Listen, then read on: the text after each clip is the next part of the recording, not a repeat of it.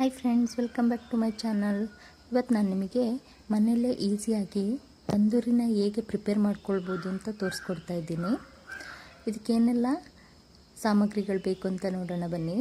ಇದಕ್ಕೆ ಹೆಚ್ಚು ಸಾಮಗ್ರಿ ಏನು ಬೇಕಾಗಲ್ಲ, ತುಂಬ ಕಡಿಮೆ ಸಾಮಗ್ರಿಗಳನ್ನ ಉಪಯೋಗಿಸ್ಕೊಂಡು ಈಸಿಯಾಗಿ ಮಾಡ್ಕೊಳ್ಬೋದು. ಮೊದಲಿಗೆ ಇಲ್ಲಿ ನಾನೊಂದು ಸಣ್ಣ ಮಿಕ್ಸಿ ಜಾರಿಗೆ ಒಂದು 5ರಿಂದ 6 ಕಾಯಿ ಮೆಣಸು ಹಾಕ್ಕೊಳ್ತಾ ಇದ್ದೀನಿ.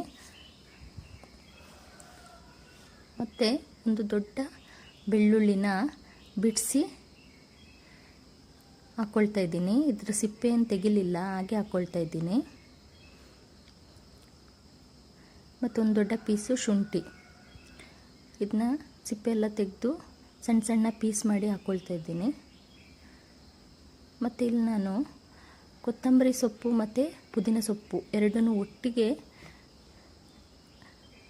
ಪೀಸ್ ಮಾಡಿ ಹಾಕ್ಕೊಳ್ತಾ ಇದ್ದೀನಿ.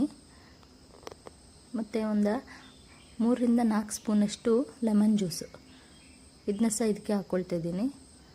ಇದನ್ನ ಈಗ ನಾವು ಪೇಸ್ಟ್ ಮಾಡ್ಕೊಳ್ಬೇಕಾಗ್ತದೆ.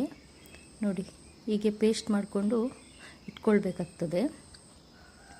ಇದಿಷ್ಟೇ ಸಾಕು, ಬೇರೆ ಏನು ಬೇಡ ಪೇಸ್ಟ್ ಮಾಡಲಿಕ್ಕೆ.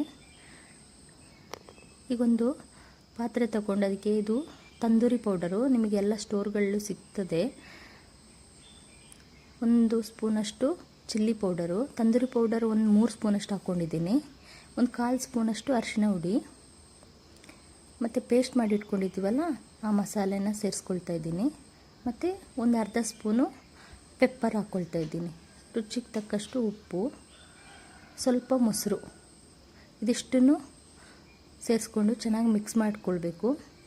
ಮತ್ತು ಕ್ಲೀನ್ ಮಾಡಿ ಇಟ್ಕೊಂಡಿರೋ ಚಿಕನ್ನ ಇದಕ್ಕೆ ಹಾಕ್ಕೊಂಡು ಎಷ್ಟೊತ್ತು ನೀವು ಇದನ್ನ ಇಡ್ತೀರಾ ಅಷ್ಟು ರುಚಿ ಕೊಡುತ್ತೆ. ಬೇಗ ಮಾಡಿಬಿಟ್ರೆ ಅದರಲ್ಲಿ ಉಪ್ಪು ಖಾರ ಎಲ್ಲ ಹೆಚ್ಚಾಗಿ ಇಟ್ಕೊಂಡಿರಲ್ಲ. ಬೆಳಿಗ್ಗೆ ಕಲಸಿಟ್ಟು ಸಂಜೆ ಮಾಡಿದರೆ ತುಂಬ ಒಳ್ಳೆಯದು. ನೋಡಿ, ಹೀಗೆ ಚಾರ್ಕೋಲ್ನ ಹಾಕಿ ಕೆಂಡ ಮಾಡಿ ಮತ್ತು ಹೀಗೆ ಮೇಲೆ ಇಟ್ಟು ಇದನ್ನ ಸುಡಬೇಕು. ಇಲ್ಲಿ ನಾನು ಬಟರ್ ಯೂಸ್ ಮಾಡಿದ್ದೀನಿ, ನೀವು ಗೀ ಹಾಕ್ಕೊಳ್ಳಿ, ಅದು ತುಂಬ ಒಳ್ಳೆ ಟೇಸ್ಟ್ ಕೊಡುತ್ತೆ. ಇಷ್ಟೇ ಫ್ರೆಂಡ್ಸ್, ಇಷ್ಟು ಮಾಡಿದರೆ ಆಯಿತು. ನೋಡಿ, ತಂದೂರಿ ರೆಡಿ ಆಗ್ತದೆ. ಓಕೆ ಫ್ರೆಂಡ್ಸ್, ನಮ್ಮ ಚಾನಲ್ನ ಯಾರು ಫಸ್ಟ್ ಟೈಮ್ ನೋಡ್ತಿದ್ದೀರಾ ಶೇರ್ ಮಾಡಿ, ಸಬ್ಸ್ಕ್ರೈಬ್ ಮಾಡಿ. Thank you for watching. Bye.